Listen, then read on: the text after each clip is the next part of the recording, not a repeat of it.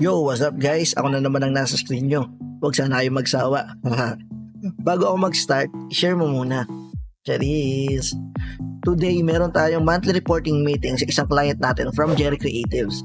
Ang business nga pala nila is Dental Clinic. Ang pangalan ay Estetico Manila Dental Clinic located at Paseo de Magallanes, Makati City. Ang service natin for this client is social media management with ads management.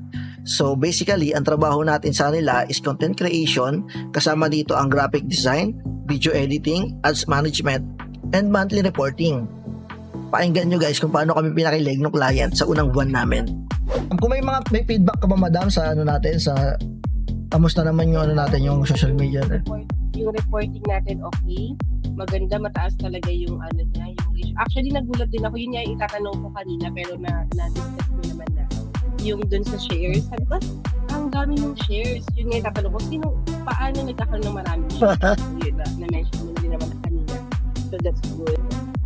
Okay naman, maraming na-reach. Maganda yung outcome. So I think mas marami pa to kapag nagdagdag na rin kami ng ads, no? Opo, dadami pa po yan. Yes, madam. Saka tataas din po yung ano natin yung booking kapag ka nagdagdag kayo ng budget. O, di ba? Nakakilig. Yun lang. Bye-bye.